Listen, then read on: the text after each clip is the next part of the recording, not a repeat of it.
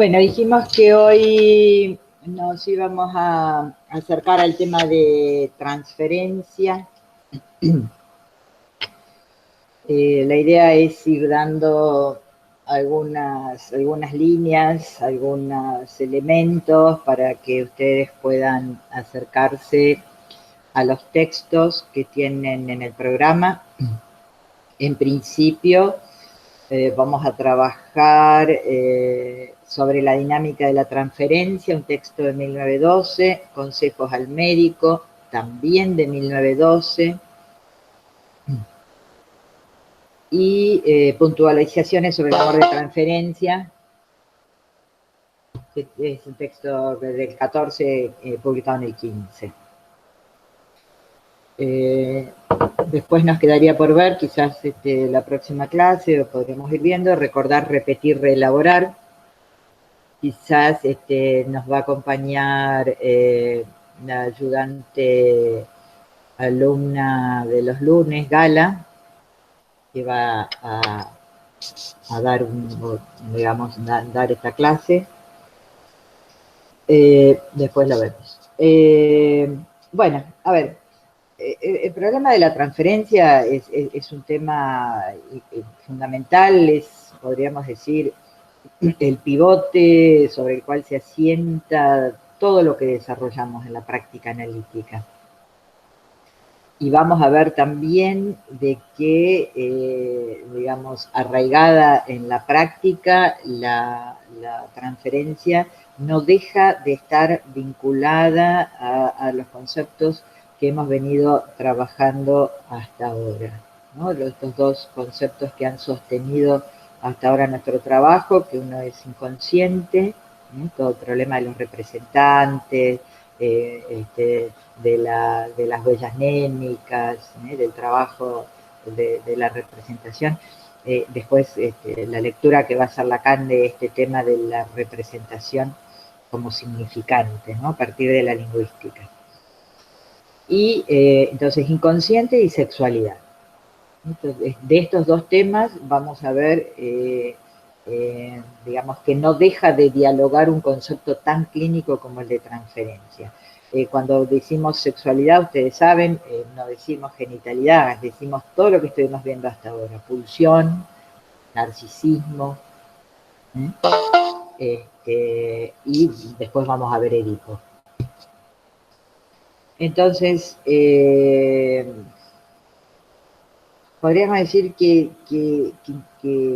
la transferencia también es un lugar, es un concepto, no es un lugar que ha tenido lugar en el origen del psicoanálisis, en los primeros tiempos. Es, podríamos decir, desde donde parte Freud, en su trabajo clínico, cuando ustedes recuerdan a Nao y el trabajo de Breuer, y la imposibilidad de Breuer de leer ese embarazo falso, ficticio, pseudociesis que se llama, ¿no?, en la ciencia, como un embarazo fantasma, que Breuer huyó prácticamente despavorido, ¿no?, en rechazo de esto que lo implicaba, sin poder ver cuánto y cómo lo implicaba. Entonces, decimos que el campo de la sexualidad, el campo de la pulsión, que trabaja con esta idea de la falta de objeto, no puede ser pensado sin tener en cuenta las dificultades de la demanda del paciente en el campo de la transferencia analítica. En este primer encuentro entre Breuer y Ana O, la transferencia tiene la connotación o tiene la idea de un obstáculo. De hecho, implicó, digamos, la huida de Breuer y el abandono, digamos, del tratamiento, digamos, la interrupción del tratamiento. Lo que Freud va a decir es que es casualmente a través de estos obstáculos por donde el psicoanálisis avanza. De hecho, fue desde esta dificultad donde Freud pudo empezar a pensar el tema de la transferencia. Entonces, Freud va a decir que no se trata de dejarlos escapar cuando nos encontramos, que la transferencia es el espacio de mayor dificultad que trae la práctica analítica, y que no se trata de dejarlos escapar, digamos, o de dejarlos a un costado, sino que la práctica analítica va a trabajar en la vía de lo que Freud va a llamar resistencias, que no van a hacer que desistamos del trabajo, sino que por el contrario es allí donde vamos a acentuar la escucha. Es de alguna manera incluible dentro del material de análisis. Freud va a plantear como la condición necesaria de la transferencia y de cómo se produce en una cura psicoanalítica. La condición necesaria, señalen eso, es decir, es en un sentido considerarla como aquello que va a poner en funcionamiento, como aquello que tiene un lugar de motor, de condición necesaria. Sin transferencia no hay análisis.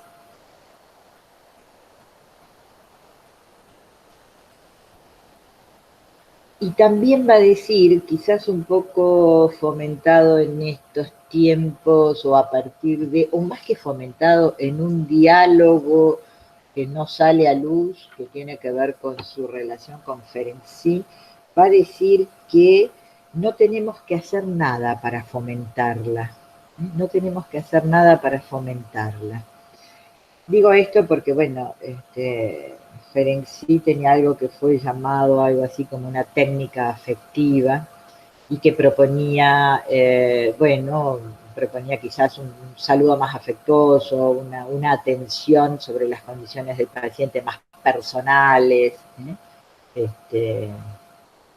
Bueno, y en esto Freud no estaba de acuerdo. Si bien no hubo una ruptura absoluta, no hubo una ruptura con Ferenczi, pero en este punto no estaban de acuerdo. Entonces, lo que Freud va a plantear es que no tenemos que hacer ningún movimiento de afecto, de afectividad.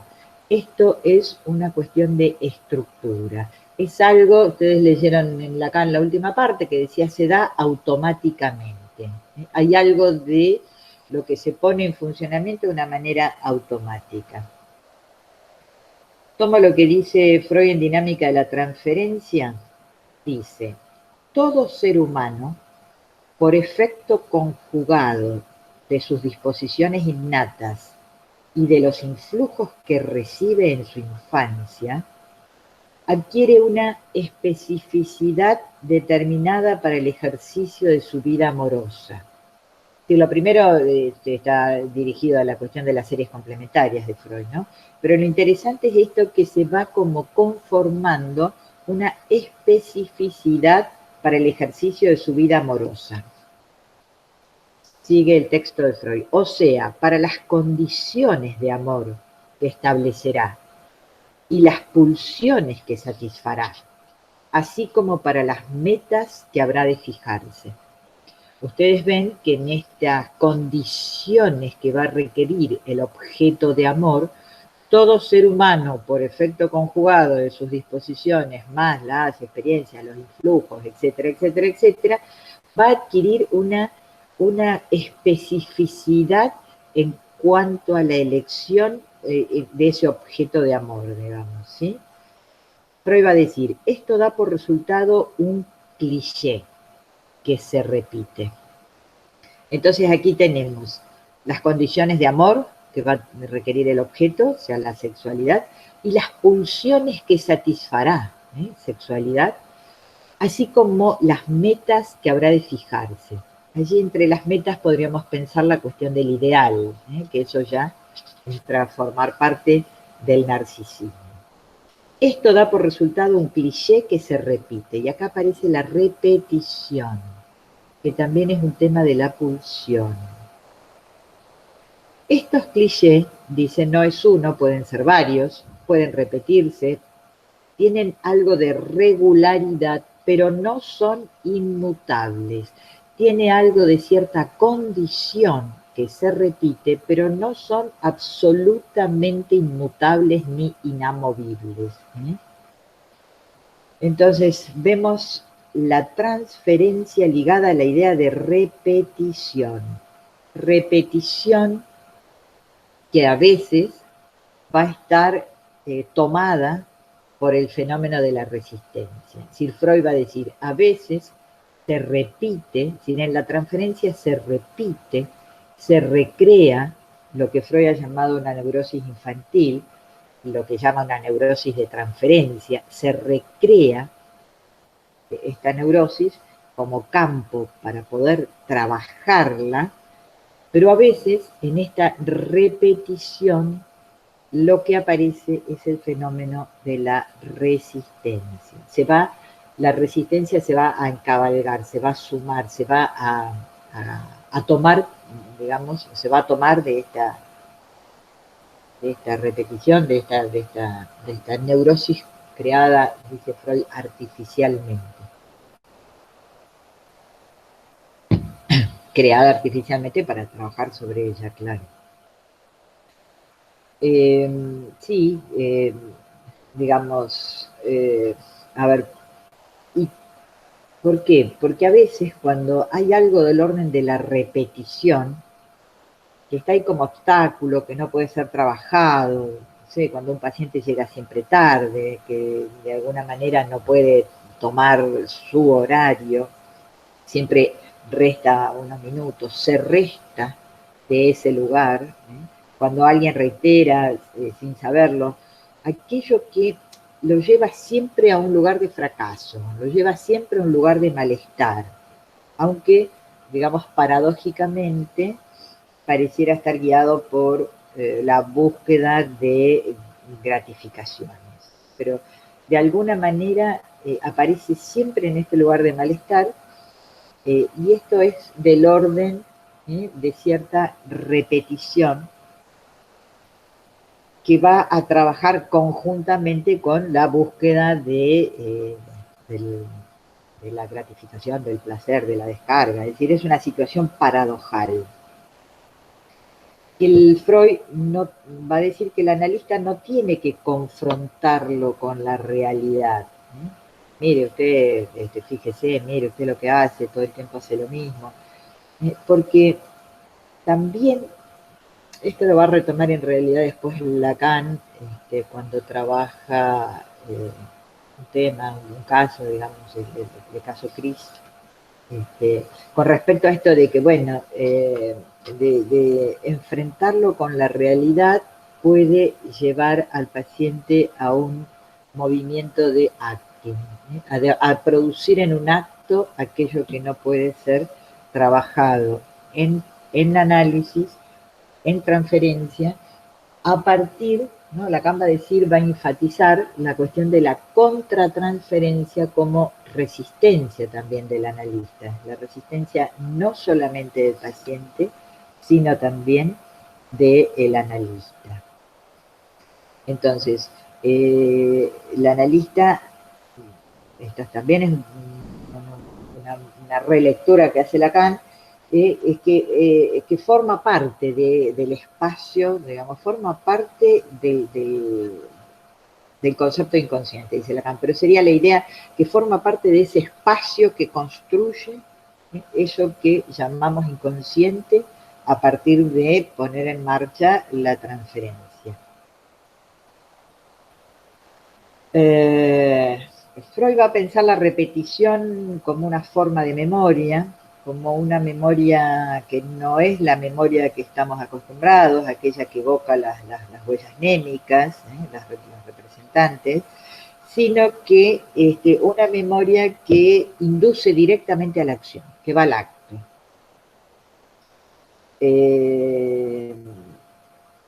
Lacan en el seminario 1 reconoce este antecedente de la transferencia, los textos de Freud, lo piensa desde interpretación de los sueños, que Freud habla de la transferencia. En ese lugar va a hablar de la transferencia en relación al desplazamiento, ¿no? La primera idea de transferencia que aparece en los textos de Freud, en interpretación de los sueños, la idea está más relacionada con el desplazamiento.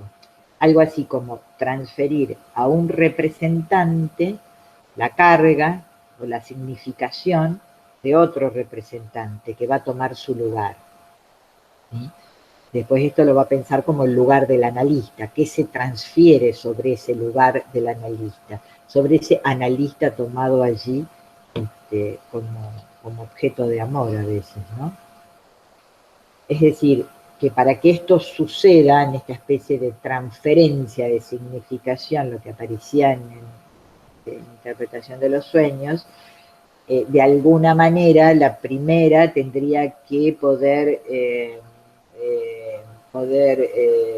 vaciarse o omitir su significación para dejarse tomar por otra. Esta sería la base para pensar el funcionamiento que da Freud al fenómeno de la transferencia.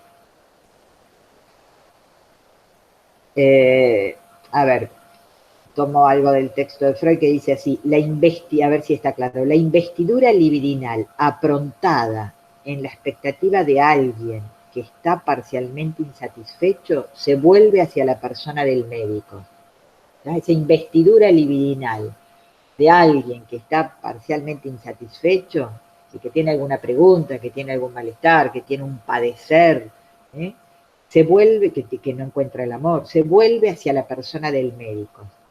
De acuerdo con nuestra premisa, esa investidura se atendrá a modelos, lo que hablábamos del cliché, se anudará a uno de los clichés preexistentes.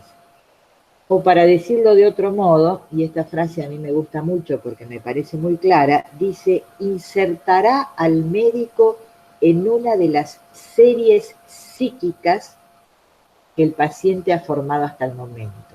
Hay algo que es anticipatorio, antecedente, digamos, hay algo de las series, va a incluir, va a incorporar a la persona del analista en una de estas series psíquicas de objetos de amor que ha formado hasta el momento. Esto nos remite entonces al lugar del analista. Lacan en la clase que leímos, sobre el final de la clase que leímos, Yo ideal, ideal del yo, no sé si se acuerdan, se ocupa de pensar la transferencia en el fenómeno del narcisismo. La coloca allí cuando está pensando el terreno, el tema del narcisismo y del amor. Despejando de alguna manera las diferencias, aunque emparentándolo con los fenómenos del amor, porque responden a la misma estructura. Lacan va a decir que la transferencia en el análisis tiene un carácter absolutamente universal, verdaderamente automático. Es decir, hay algo que dispara, en realidad que dispara la transferencia porque es necesaria para el trabajo analítico, si no, no hay trabajo analítico. Si podríamos dar la vuelta también a la frase. No hay trabajo analítico sin transferencia. En cambio, con respecto a la problemática del amor, ¿se acuerdan? Decía algo así como que no todos los días encontramos alguien o algo, no necesariamente alguien, algo que esté hecho al modo, o que esté hecho de tal modo que pueda coincidir o acomodarse justo a la imagen de nuestro deseo. Y la pregunta que se hace Lacan es cómo es posible entonces que en la relación analítica la transferencia de igual naturaleza que el amor, la naturaleza narcisista está diciendo, se produzca incluso antes que el análisis haya comenzado, cuando en la relación de amor a veces esto es tan difícil. La transferencia entonces como una puesta en acto de esta estructura narcisista y del desplazamiento sobre la persona del analista de su batería significante. Va a introducirlo en esta serie psíquica.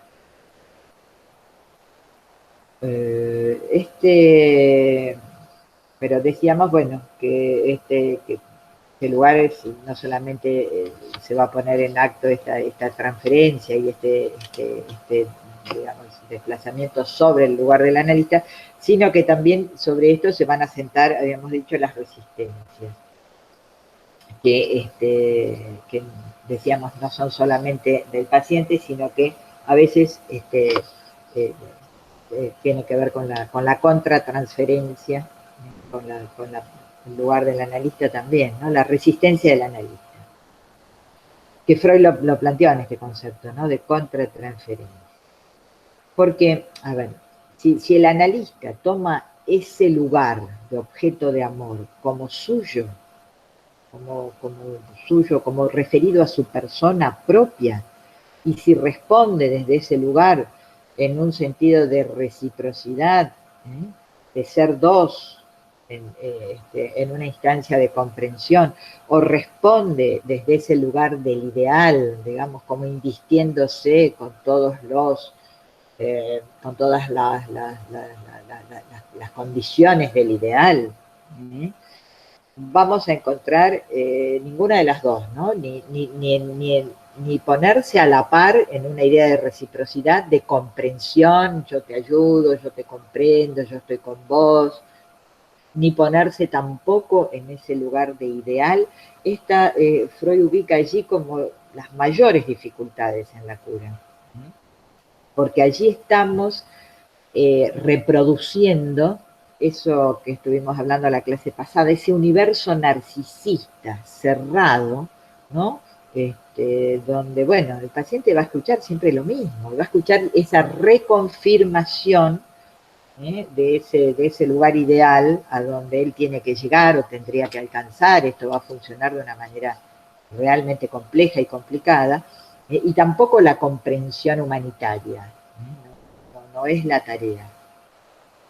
Entonces, Freud va a decir, la transferencia de ordinario, esta es una frase de Freud que tienen que marcarla, de ordinario, la más poderosa palanca del éxito se muda en el medio más potente de la resistencia. Que a veces se puede mudar en el medio más potente de la resistencia, cuando el analista toma alguna de estas dos posiciones a las cuales parecería ser invitado, en lugar del ideal. Y aquí podríamos también pensar que está la charla conferencia sobre este tema, ¿no? Con este tema de las diferencias fundamentalmente en el trabajo clínico, que adoptaba una posición que Freud no estaba de acuerdo, no es del orden de una ruptura como fue con Jung o con Adler también. Es decir, Freud no estaba de acuerdo con esta técnica que tenía, incluso en algún momento dice que este lugar de la afectividad podría ser emparentado con la sugestión. Tema que, como ustedes saben, Freud abandonó hace rato, ¿no? En el 1912 trabajaba ya con la asociación libre. Entonces, es necesario que el analista se pueda correr de este lugar, de alguno de estos lugares, ¿no? De ideal o de semejante, para que permita el retorno de la palabra del paciente, para que el paciente pueda ser escuchado desde un lugar distinto, para que pueda haber allí un movimiento, no este encierro narcisista. En Consejos al Médico de 1912, Freud da algunas cuestiones acerca de esto, de lo que, bueno, cuáles son los lugares que el analista debe digamos, no debe cuidarse, debe atender a no ocupar, y dice esta cuestión, bueno, primero habla de no tomar nota, demasiado nota, cuando alguien habla, porque el analista estaría haciendo una selección sobre el material. Entonces, propone para el analista la atención parejamente flotante. Es decir, que no tenga que hacer selección del material que el paciente trae. Y esto es, podríamos decir, el reverso, el acompañamiento de lo que llamamos la regla fundamental de asociación libre. Porque podríamos decir, de nada sería útil invitar al paciente a que asocie, que no haga selección, si el analista va a hacer selección del material. Y a ver,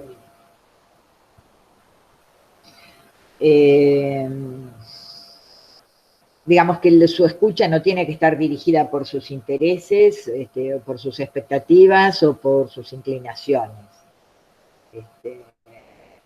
No porque si ven un paciente y empieza a relatar, no sé, una película, ustedes tienen ganas de saber el final, puedan ir por allí y preguntando, ¿no?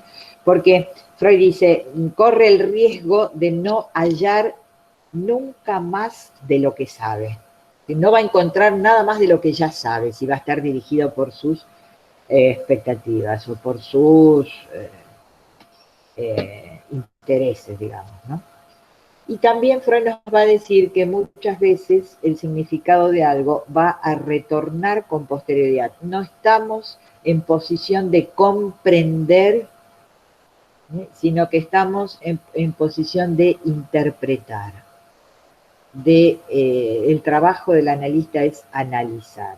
Quizás, no sé si la comprensión, pero la manera de articular algo va a aparecer después con el tiempo. Va a ser un trabajo que vamos a hacer retroactivo, va a aparecer con posterioridad. Entonces, esta es la regla de atención flotante, el correspondiente necesario para la regla fundamental de la práctica, a la asociación libre. La regla fundamental la llamamos a la asociación libre, que significa invitar al paciente a decir todo aquello que le venga como ocurrencias, no todo aquello que quiera decir o todo aquello que le venga como ocurrencias, aunque le pueda resultar en algún lugar nimio, avergonzante, es decir, que evite o que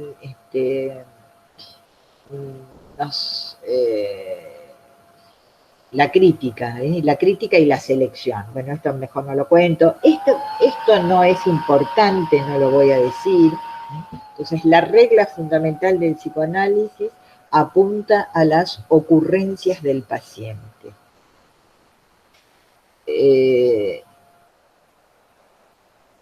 También en este artículo de Consejos al Médico, Freud nos advierte de los peligros que puede significar para el tratamiento la ambición del médico de obtener grandes resultados, quizás también emparentado con la cuestión de que él estaba produciendo un espacio teórico y su interés a veces en publicar, ¿no? Entonces dice, el médico debe cuidarse del furor sanandis, del furor terapéutico, de querer alcanzar grandes logros, de inducir de alguna manera al paciente a sublimaciones que quizás el paciente no pueda realizarlas o no quiera o no estén dentro de su camino. Digamos, evitar el furor terapéutico como también el furor pedagógico, es decir, querer enseñar y ponerse en la posición de educador. Esto ha traído grandes desventajas o resultados realmente desventajosos para el psicoanálisis. Esto de mostrar una buena voluntad, preocupación, y deseos de alcanzar metas, no es la propuesta freudiana. No es extraño que Freud tome la figura como metáfora, ¿no?, del cirujano. y que deja de lado sus afectos y aún su compasión humana, digo, porque ¿quién en su lugar podría tomar un bisturí y cortar el cuerpo de otro, digamos? No se trata de dejar aún su compasión humana para realizar la operación lo más acorde posible a las reglas del arte. Y en este punto tenemos que considerar la regla de abstinencia para el analista. La regla de abstinencia para el analista, que se trata de no hacer uso del poder, de la posibilidad de dominio que le da la transferencia. Debe abstenerse.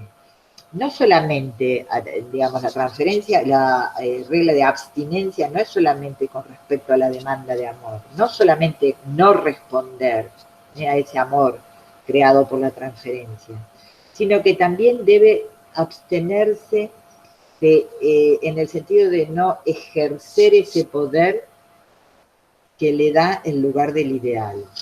La abstinencia también debe referirse a la cuestión del saber, en el sentido que el terapeuta debe abstenerse de creerse, tener ese saber anticipado, ¿no? Así como si antes de que el paciente empiece a hablar, uno le puede, ya sé lo que a vos te pasa, yo lo tengo claro, se trata de esto, se trata de aquello. O sea, en ese sentido también este lugar del terapeuta va a estar atravesado de alguna manera necesariamente por la cuestión de la castración, en el sentido que también allí debe haber algo que le falte, debe renunciar a sus deseos propios, quizás incluso, sobre todo, como lo dice Freud, ¿no? Pensando en la gloria y en el reconocimiento de la comunidad médica. Lacan va a decir que el único deseo que debe gobernar el trabajo es el deseo de analizar. El único deseo es el deseo de analizar. En este sentido, el analista no es una persona, no es tal o cual, sino que es, podríamos decir, un lugar que ocupa, un lugar que va a tener una función dentro de una estructura. Un lugar que a pesar, o aunque que alguien intente ocupar, pero que es imposible que lo ocupe realmente, porque está allí solamente como lugar que hace reflejo de lo que va a traer el paciente. Un lugar que invita a la palabra del paciente, que puede dar, que tiene que dar ese lugar de cierto vaciamiento, para que el paciente pueda ocuparlo con sus deseos, con sus malestar, con sus significantes, con su demanda, para, digamos, poder llegar al lugar del reconocimiento del deseo. Un lugar imposible de ocupar, decíamos, creado por la estructura y la transferencia y la demanda del paciente. Y esto es interesante porque plantea la cuestión sobre si alguien puede ser todo el tiempo analista, todo el tiempo analista. Como si, bueno, va a un restaurante, es analista, ¿no? Todo el tiempo analista. Algo así como sería más una creencia del orden de lo imaginario, ¿no? Como si esto fuese algo de un carácter de la persona o de la como una especie de, no me sale la palabra, atributo, ¿no? Como una especie de atributo personal. En realidad, el lugar del analista está movido por este deseo de analizar, pero está en función de la puesta en acto del dispositivo del cual depende. Es en el campo de la transferencia, dice Freud, donde debe darse la batalla para obtener esta especie de, Freud usa términos bélicos, pensando el trabajo de analizar, ¿no? Del trabajo, la transferencia como una fuerza que se le opone en el sentido que allí se suma la resistencia. Entonces, habla de dar la batalla para obtener la victoria. La victoria sería la expresión de sanar duraderamente de la neurosis. Entonces, estos fenómenos transferenciales son las mayores dificultades cuando se sostienen allí la resistencia, ¿no? Pero Freud dice que vuelve a retomar que es la condición necesaria y fundamental del trabajo analítico, porque dice, no se debe olvidar que justamente ellos, los fenómenos transferenciales, nos brindan el inapreciable servicio de volver actuales y manifiestas las mociones de amor olvidadas de los pacientes. Y la importancia de esto es que hay allí en Freud la idea de que la transferencia es el lugar por donde se reactualiza, se hace actual la neurosis infantil, como una especie de repetición, de recreación. Se recrea la neurosis dentro del dispositivo. Lo que va a llamar, lo decíamos, la neurosis artificial. Pero va a ser el lugar donde se va a permitir desplegar esta neurosis, ¿sí? Estas asociaciones del paciente. Freud termina el artículo de dinámica con una frase muy interesante que dice: nadie puede ser ajusticiado, in absentia o in effigie. Digamos, nadie puede ser ajusticiado en el sentido de los obstáculos del trabajo, la resistencia, ¿no? Por esta metáfora de la guerra que decíamos que estaba utilizando. No podemos trabajar en ausencia, ni siquiera en efigie, digamos, tiene que haber algo de una repetición en acto de la transferencia para poder trabajar sobre estas cuestiones. Por último, les quería mencionar, digamos, un poco la cuestión del problema del amor en transferencia. Digo por último porque vamos a seguir la clase que viene trabajando sobre el tema de transferencia, incorporando algunos textos más, quizás este que le decía, recordar, repetir, reelaborar o algún otro. Pero bueno, cuando Freud trabaja el problema del amor en transferencia y propone desechar las dos posibilidades que le plantea al médico supuestamente la paciente enamorada o el paciente enamorado, las dos opciones que Freud plantea que digamos el ego podría pensar es responder al amor o suspender el tratamiento. Freud dice que cualquiera de estas dos respuestas del médico obstaculizaría la cura. Y Freud dice que tenemos que pensar ese fenómeno del amor de transferencia como fenómeno creado por la transferencia y no que responda a la persona del médico. Y además de que está creado por las condiciones de la transferencia, por la estructura transferencial, va a decir que también cuando eso se acrecienta y cuando la demanda del paciente, de la paciente, ya es una demanda de amor, pasión, y lo único que le interesa es la respuesta, conseguir conquistarlo, la respuesta amorosa, este amor, pasión que no tiene límites, que está empujado, va a decir Freud, por las fuerzas de las resistencias, porque dice a la paciente ya no le interesa más alcanzar la cura, ya no le interesa más escuchar algunas interpretaciones, ya no le interesa más el trabajo analítico. Lo único que le interesa es obtener la conquista, la respuesta amorosa del médico. Entonces, aquí ir por este camino de responder al amor, de alguna manera Freud dice algo así como que se beneficia la resistencia, pero pierde posibilidad de cura, la paciente, y el médico se vería envuelto en la dificultad, y estaría envuelto en estas mociones que estarían estorbando proseguir la cura. ¿Sí? Freud lo que propone es, bueno, y la otra cuestión también interesante, cuando dice suspender el tratamiento, decimos, bueno, usted se ha enamorado, hasta aquí llegamos, qué sé yo. Dice Freud, tampoco es la actitud del médico comprometido con la cura, porque seguramente las problemáticas, las manifestaciones de la neurosis van a subsistir y va a ser necesario iniciar un nuevo tratamiento, esta paciente o este paciente, un nuevo tratamiento, un nuevo pedido de ayuda, un nuevo pedido de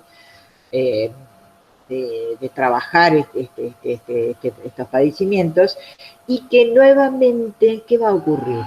Nuevamente la paciente va a enamorarse de esta segunda persona del médico, o tercera si inicia un nuevo tratamiento, porque esto es algo de estructura, no es algo que tenga, por supuesto la persona del médico va a estar allí como imaginariamente en principio ocupando ese lugar, pero no es referido a sus atributos personales. Pero Freud, ¿qué va a decir? Freud va a decir, bueno, no suspendamos allí, no interrumpamos allí el tratamiento, porque no se trata, porque digamos, aquí se trata de atravesar el fenómeno de la resistencia, de trabajar sobre las cuestiones que hacen a esta construcción y a esta resistencia, y de ninguna manera considerarlas fuera del trabajo analítico.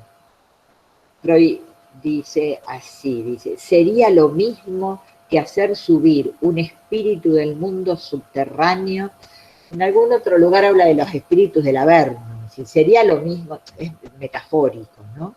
Sería lo mismo que hacer subir un espíritu del mundo subterráneo con ingeniosos conjuros para enviarlo de nuevo ahí abajo sin inquirirle nada. Sería lo mismo, es interesante, ¿no? Digamos, convocar a las mociones reprimidas, sería lo mismo convocar a un trabajo de asociación libre, dice, con ingeniosos conjuros, esta invitación a la asociación libre, para enviarlo de nuevo ahí abajo sin inquirirle nada, sin preguntarle nada, sin trabajar sobre esto, digamos, sin preguntarnos nada, sobre esto que aparece como resistencia. No viene más, bueno, no debe querer venir, sin preguntarnos nada. Interesante. Bueno, entonces finalmente la propuesta Freud es muy claro, dice, la cura debe ser realizada en abstinencia. Hay que dejar subsistir en el enfermo necesidad y añoranza, dice Freud, pulsional, aquello que necesidad y añoranza, lo dice con estos términos, ¿no? Pero bueno, como unas fuerzas pulsionales del trabajo y la alteración, y guardarse de apaciguarlas mediante subrogados. Es que uno no podría ofrecer otra cosa que subrogados. Cuando decíamos hace un rato de este lugar imposible de ocupar, ¿no? Como que, bueno, Freud lo plantea. El lugar imposible. Porque no podemos ofrecer otra cosa más que subrogados. No hay ninguna posibilidad de coincidir en un punto con aquello que demanda, que funciona en la demanda del paciente. No podemos ofrecer otra cosa más que subrogados. Bueno, para terminar, una pequeña introducción. Ustedes saben, porque lo habrán escuchado, más que nada lo traigo, que Lacan nomina a este lugar del analista como lugar supuesto saber, ese lugar del analista, que me interesa dos o tres cosas. Que quede claro que no es un lugar teórico, no es un saber teórico, no es un lugar docto, no es un lugar de docencia, como decía Freud, no es un lugar pedagógico, sino que es un saber que le supone, un supuesto, le supone el paciente, podríamos decir el padeciente, porque de alguna manera aquel que elegimos, para aquel que buscamos, elegimos, de alguna manera se hace una selección. Cuando yo llamo a un terapeuta, cuando le pregunto a mi amiga por su terapeuta o a mi amigo, cuando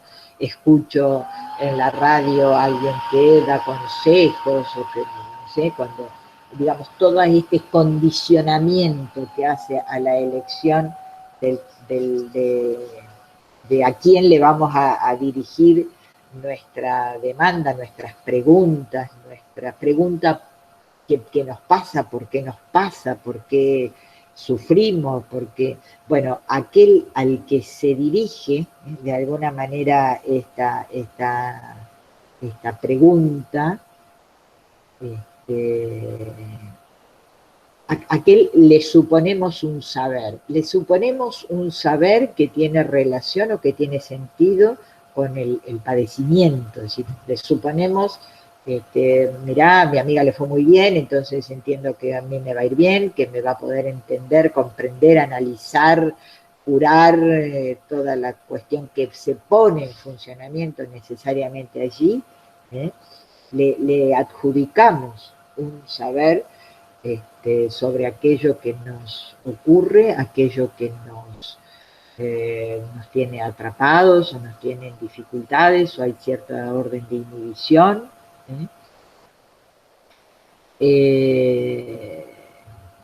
Entonces, le suponemos un saber, pero este lugar, para que le podamos suponer un saber, tiene que tener una cierta idea de vaciamiento. ¿Sí? Digamos, el otro se engalana, sí, esto yo hablé por radio y sé todo, absolutamente soy el mejor de terapeuta que se te puede ocurrir buscar porque yo te puedo, ¿no? Si el otro se engalana con esto, estamos allí obturando. Ese lugar de saber tiene que funcionar en tanto y en cuanto del otro lugar haya, en ese lugar haya un vacío, ¿no? de ese otro. Lacan va a decir, la transferencia es lo que manifiesta en la experiencia la puesta en acto de la realidad del inconsciente, en tanto que ella es sexualidad. Es decir, la transferencia es lo que se manifiesta, es lo que pone en acto, ¿no? En ese fenómeno de la transferencia, ¿qué es lo que pone en acto? La realidad del inconsciente. Con esto estamos trabajando. Va a haber posibilidad de trabajo, de material, se va a producir en ese espacio algo del trabajo inconsciente en tanto y en cuanto el paciente pueda ajustarse a la regla de asociación libre y el analista pueda atender parejamente flotante decir y ajustarse a la regla de la abstinencia. La frase de Lacan es un poco más larga porque dice: la transferencia es lo que manifiesta en la experiencia la puesta en acto de la realidad del inconsciente, en tanto que ella es sexualidad. Es decir, entonces se trata de sostener la dirección de la cura centrada en la transferencia. Es aceptar en acto la hipótesis del inconsciente. Trabajar en la cura centrándonos en la transferencia con estas dificultades, con estas resistencias que Freud nos plantea, es aceptar la hipótesis del inconsciente. Es una puesta en acto que implica al otro que se ofrece en tanto analista.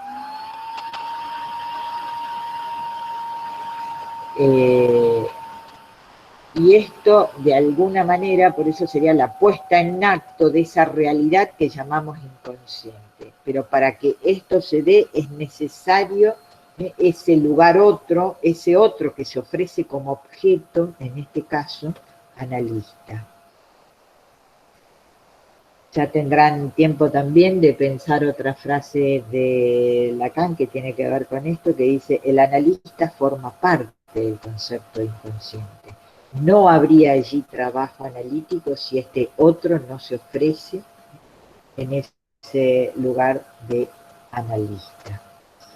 Esta cuestión, digamos, de pensar este movimiento, la transferencia, es esta cuestión de pensar este lugar como lugar de objeto otro que se crea en la transferencia, es el fundamento lógico de la transferencia, es cómo funciona.